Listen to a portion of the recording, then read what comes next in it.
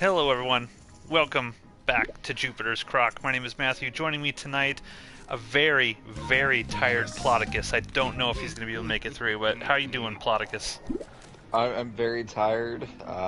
We may or may not be recording 3 episodes worth of content tonight. I don't know how I'm going to get through it. We will not. Okay, well, I guess we're just doing 2 episodes tonight. I watched 3 episodes, but I did as well. Well, good for you guys. You can rewatch that episode, considering how good it is. and in Memphis, once again, not pulling his weight on the show is Ronan. I'll beat your weight in ass, all right, you motherfucker. I need a nap. I'm going to need you to decipher that. I'm going to No, beat your no. weight in ass. I don't understand that. What? No, you're just gonna have to deal with that. That's gonna keep you up at night while I'm, cuddling and sleeping. Is that like in an bed. not. eat your lunch money sort of thing? Like, On what are Max these Payne's Memphisisms? Fury Road. Sure, What sure, are these This is just Memphisisms? another Ronanism. sure. Just always remember that. Just always remember. All right, ladies and gentlemen, well, we are at episode 8. We are almost done with season 2, Spartacus Vengeance. We are on episode 8, Balance. Ploticus, if you can, do your best. Take it away. Oh, God. I mean, luckily, this is a good episode, but there's not a whole lot that happens on its own. This is another episode where it's kind of like setting things in place Yeah, for setting the stage. for the next couple episodes. So Gannicus shows up with Ilythia, and he's like, "Hey, Spartacus, kill her, and then we done here. Then you can move on. We don't need to continue to have this war." I like how he 'Cause doesn't ask Spartacus first if he'll be cool with it. He just assumes that this is what Spartacus is going to want. And Glaber's Gannicus responsible. in his Go ahead. diseased ant brain, he thinks that this is just okay. I'm just going to balance this scale out, and it's like it just fails miserably. Spoilers. It's almost like the title of this episode is called Balance. Almost. Oh, that's why it's called Balance. Oh, okay. I'm with you. Yeah, catch it up Yeah, there. it's Anyways, almost like it's not almost gonna like it call was this. plotted that way. I mean, they say the title of every episode as dialogue in every episode. Like, have you not caught on to that? It's the Family Guy meme where Peter goes, he said it. Anyways, let's talk about goddamn Spartacus. Gannicus has kidnapped Ilythia, and Gannicus is basically like weighed down by. Gannicus was in Capua and saw all of these innocent slaves being tortured and crucified and put to death because of Spartacus's actions. And Gannicus, it's weighing on him, and so he kidnaps Ilythia, and he goes to Spartacus, basically says, "Look, balance the scales. Glaber killed your wife. You kill Ilythia, and then you're done with this. You take your gladiators and you just leave Rome.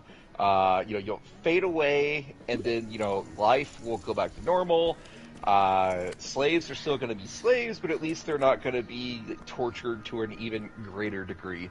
And Spartacus is thinking about it. Spartacus wants to do this. He hates Ilythia, not as much as he hates Glaber, but he still hates Ilythia. But he can't do it. He goes through the typical good guy speech of if we go through with this, if we go through with this, then we're just as bad as the Romans are. Better than them. Typical hero But speech. the rest of the gladiators are like fully on board with just fucking kill her. But so it's like Spartacus is like the lone voice of not reason, but Moral he's the standard, only- moral high ground.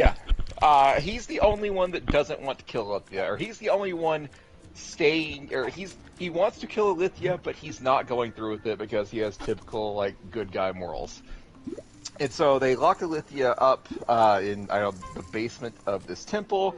I should point out that he specifically says that, how could he face his wife in the afterlife if she saw that? Because Ilythia is pregnant, so he'd be basically killing Yes. a baby as well. He also And- Steve, go ahead through, and then I'm going to posit a question to the rest of you. Okay. One of the reasons that Spartacus doesn't kill her is not only he couldn't face his wife, but because Ilythia tells him that the baby is yours. Last season, approximately 8-9 months ago at this point, when Lucretia tricked Spartacus and Ilythia into sleeping together. Spartacus knocked up Ilythia, and so now Spartacus is like doubly not sure about what to do. And at some point, it's kind of like Ilythia's just like down in the basement, and multiple people go and speak with her. Spartacus talks to her. Mira tries to strangle her. Yeah, Mira tries to strangle her.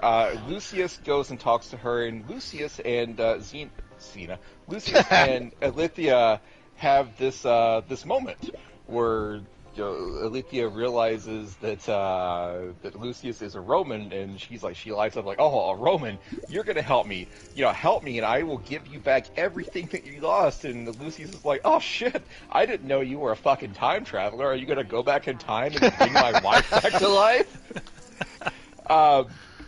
So he's not on board with it, but she at least tells him, "Hey, if you help me get out of here, I will. My husband is a praetor. He can give you back your lands. It won't set things right, but it's at least like a start." And this gives Lucius, a pause. He's thinking about it. She's worm-tonguing him, so we think. Yep. Spartacus and Mira also have a scene early on. There's a lot of jealousy in the next couple episodes, but one of which is you see Mira and Spartacus before Ilythia shows up. They're out hunting. And they're talking about Spartacus's past, and Spartacus is like, "Oh, you wouldn't have liked me when I was younger. I was a douchebag." And Mira's like, "Oh, what set you on the right path?" And then Spartacus gets real serious, and Mira's like, "Oh, you're gonna talk about your dead wife again?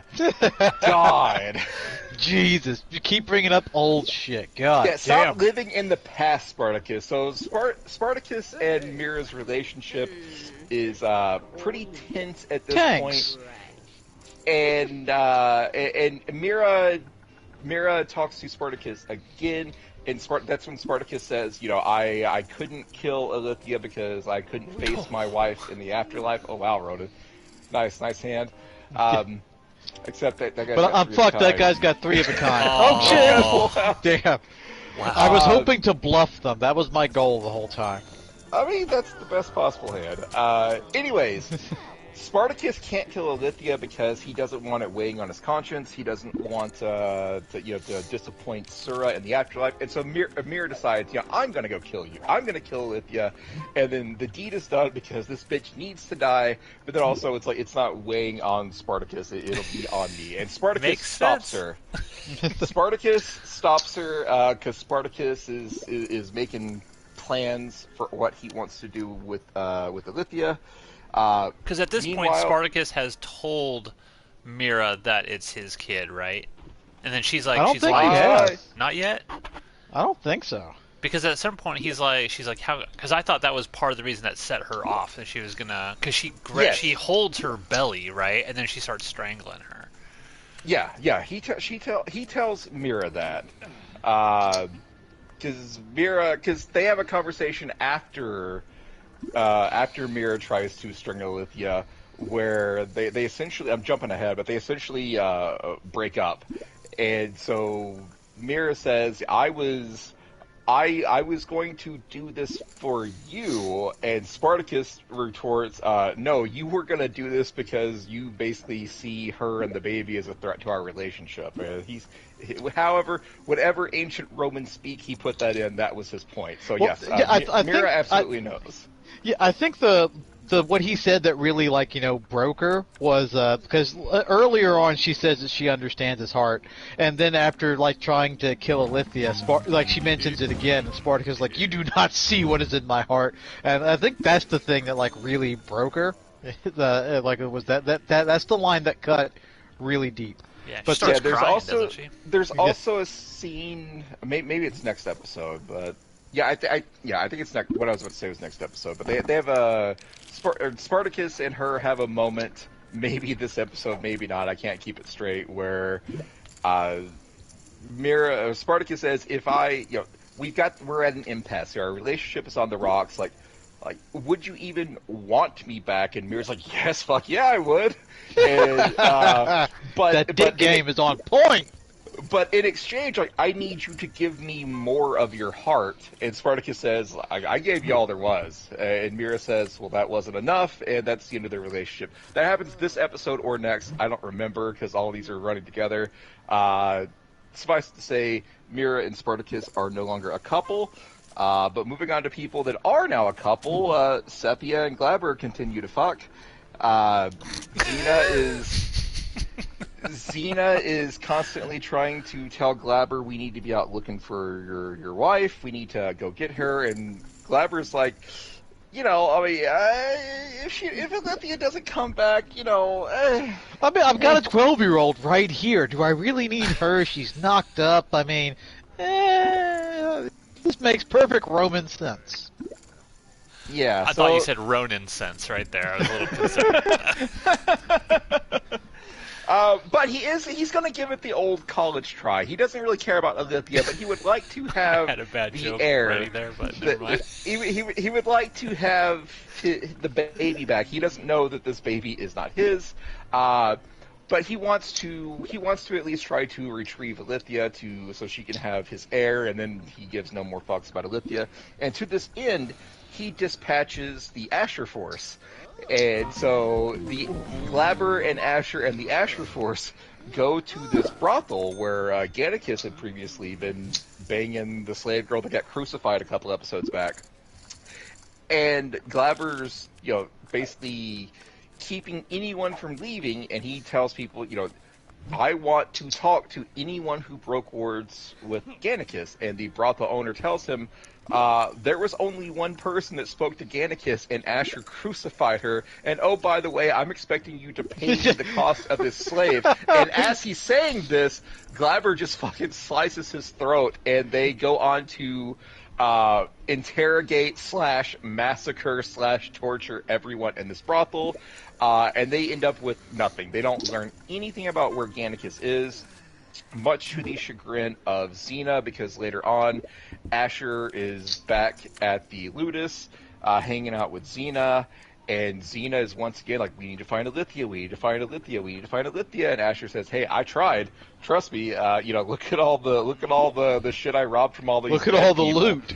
Yeah, like every one of these, you know, coins and bracelets and trinkets represents a person that I fucking tortured to find answers.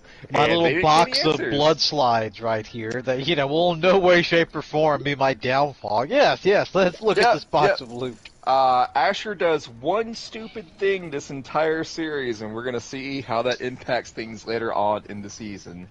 But Asher's like, hey, I tried, we can't find Ilythia, and basically Glaber's moving on to Sepia, so pretty soon here he's not going to care. And Xena slaps him, and Asher's not having any of that, so he assaults Xena again. But while this is going on, Xena spots Sepius's bracelet, and you see this plan the old Xena to go in their head. So Xena now has a plan to basically get out from under Asher's thumb and reunite with Ilythia and all those good shenanigans. So back to Spartacus. Spartacus sees Lucius walking off. Like, Lucius is just like, I'm going for a walk to clear my head. And so we, the viewer, have no idea like what this is about. Is Lucius taking Ilythia up on her offer? They make it Spartacus, seem that way. They really make it seem that way. Yeah, so Lucius is is he going to turn on them? We don't know yet. Spartacus spots him though. Is like, hey, I need to clear my head too. How about you and I go, walk together and chat? And so the result of that is later on, Lucius shows up at the Ludus, and he goes to Glaber and he's like, hey, I come here basically to make a deal. And Glaber's like, Lucius says, hey, your wife who is still alive tells me that you have the power to give me all of my land back. And Glaber's like, yeah, bro, I got you. I can totally do that. And Lucius says, oh, are you also a time traveler? Can you give me back my fucking wife and kids? And at this point, Glaber has had enough. He goes to reach for a sword because he's getting nowhere, and Lucius cuts him off and says, hey, if I don't return at a reasonable hour, your wife and your baby are fucking dead.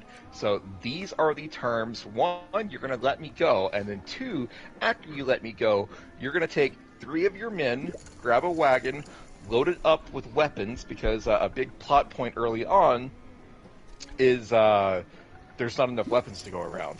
Everyone, the main gladiator force has swords, but everyone else is having to basically, make sticks, knives, sticks and rocks.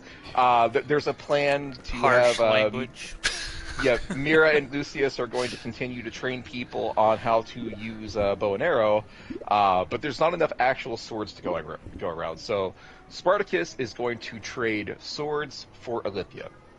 And so Glaber loads up a wagon and takes it to this, I don't remember what the city's called, but takes it to a city in the area, and Glaber and 3 of his men are supposed to meet Spartacus and 3 of Spartacus's men, and that's the only people that are supposed to be there. And so Spartacus and Glaber meet face to face for the first time since, I think, episode 1 of season 2.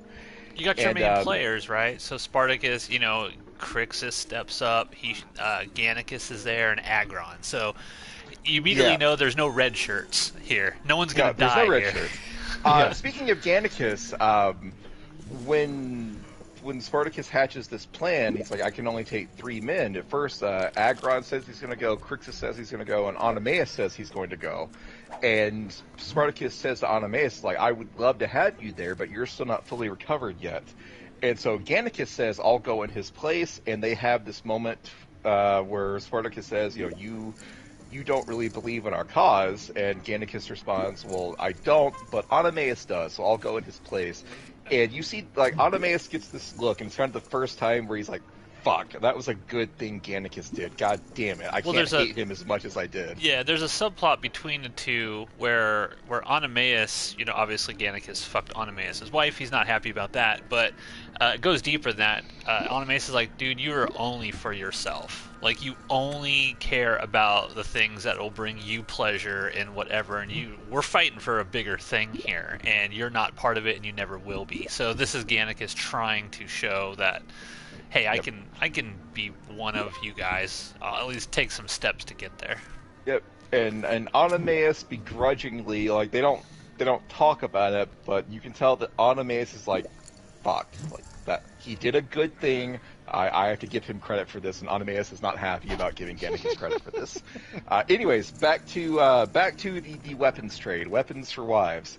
Glaber and Spartacus talk, and they have this little back and forth. They talk about how much Spartacus loved his wife, and like that, his wife was his heart. And Glaber's like, oh man, it sure would suck if I loved my wife less than you love yours. And at that point, Agron has gone to open the wagon, and Spartacus knows by what Glaber said that. Well, he's like he's sniffing the dress. I don't get. It's one of these things I cannot stand in these shows. Spartacus did the same thing with his wife. Like, they have the little strip of the dress, and it's like the scent is still on it, and they're like sniffing it. It's so weird to me. It's so weird. Well, that's exactly what it is. That's a callback. You know that Spartacus has thought about that the whole time. It's like, I'm going to do everything he did to me, I'm going to do to him, except for the fact that the important piece of information Spartacus does not have is that Glaber does not give a fuck about her anymore at this current moment in time. And Spartacus realizes that right about the time that Agron is going to open the wagon that is supposed to be full of weapons. Because Spartacus, like, turns to him and tries to yell for him to stop, but it's too late. He opens the wagon, and out comes the Asher Force. And Asher Force, go! Yep, Asher Force assemble. So the Asher Force is fighting, the Asher Force plus Glaber and the Romans are fighting Spartacus, and Spartacus is 3 people. Only Spartacus, he has kind of insurance policy, because out from the shadows come 2 Lucius and archers, Mira, exactly and 2. they shoot like 9 arrows, and that's enough to make everyone else flee. So all of Spartacus. But their aim is true, Steve. People keep their dropping aim with is them true. 9 arrows. So I also want to point out the Egyptian absolutely whooping Crixus's ass, just solid ass whooping. yeah, Just, the Spartacus Crixus loses a lot is, in these next couple episodes. I was Yeah. like, he like they're not giving Crixus his like badass moments in these next couple episodes for sure. he Yeah. emotionally had badass moments. The Yeah. Asher force is beating the Spartacus force at this moment until Lucius and Mira and their 9 arrows show up to protect them. And so the Spartacus force flees, and Lucius is like, go ahead, go without me. And Spartacus is like, well, I can't do that. And Lucius says, leave before I come to my fucking senses. And so they leave him. And so the idea is Lucius is going to like cover everyone while they're leaving, but it's Lucius and like 3 more arrows versus the Asher force and the Romans Versus the Egyptian. versus the Egyptian. And so it's not like He's like a Terminator. It's not like Lucius really thought that he was covering them so much as the feeling I got was Lucius just didn't have anything else to live for. Like he lost his wife, he lost his home, he lost his lands, but today he got to shit in Glaber's mouth, and that was enough for him. He's ready to go to the afterlife, and so he's just going to sit here and meet his end. And so he's shooting arrows at the Egyptian. And the Egyptian is not phased whatsoever. With these tickle arrows that seem to go at about an inch. The Egyptian makes it up to Lucius and starts slashing him, and Lucius' last words are, at least it's not a fucking Roman that takes my... And then he gets his head cut off. So Spartacus force flees. Spartacus makes it back to his lair, the temple, and he decides, you know what, I'm going to let Ilythia go because she's useless to me now. And so he takes Ilythia out into the woods and sets her free. And Ilythia's like, you're letting me go? And Spartacus says, I'm not doing you a favor here. This is not a kindness. Your husband doesn't give a shit about you anymore, and so killing you would hold no meaning. He doesn't love you. He'd rather kill me married life than get you back. Yeah. He tells Ilythia, like, I offered to trade you back, and he did not want you. Enjoy your matrimony. Have a good time. And so that's the end of the episode. Ilythia has been freed, and we'll see next episode if she makes it home. So the question I would like to postulate to both of you, if she was not pregnant, presumably with his kid, do you think Spartacus, hero-wise, you'd like to say, oh yeah, he totally would have, but this is the show Spartacus where, good people will do horrible things horrible things happen in the show. Do you think Spartacus would have let her go, or wouldn't have killed her had it not been for his kid? I don't think so, because he mentioned something in there about an unarmed woman too. That's beneath him to just sort of kill some woman. I don't think he would have, personally. Yeah, I agree. I think the knowledge that the baby is his was just an extra little bit of weight on the winning side of the scales anyway. I think Ilythia could have not been pregnant at all, and Spartacus might have gotten closer to killing her, but I think the outcome would have been the same. I mean, really, all anybody had to do was just whisper into his ear, she's the reason Varro is dead. You know that, right? By the way, stay away from his kid. Good on Spartacus knocking up Viva Bianca. I mean, good on him. Oh, they do flashbacks because they show Spartacus and Ilythia fucking with the Roman masks on. Gotta get some Ilythia boobs in the show somehow. They reshot a scene with Liam McIntyre in place of Andy. Yeah. This episode I thought was probably well. I watched the last three together, so I'm looking at this episode. I'm like, this is the weakest of the three I watched today. But I do agree, it's just sort of setting the stage for what's about to come, and this is kind of you need this episode to really make the next two pop. But overall, I thought it was an okay episode. This wasn't one that I was like super enthused with or excited by. Yeah, Ronan? yeah, no, like that track. This, it's bizarre. Like Spartacus seems to follow in like a weird. I wonder if Kevin Feige was a fan of this show because it's like seems to follow in a Marvel kind of theme where it's like you'll every couple of movies there's a movie that isn't good or isn't all that good, but it sets up the next two pretty good ones.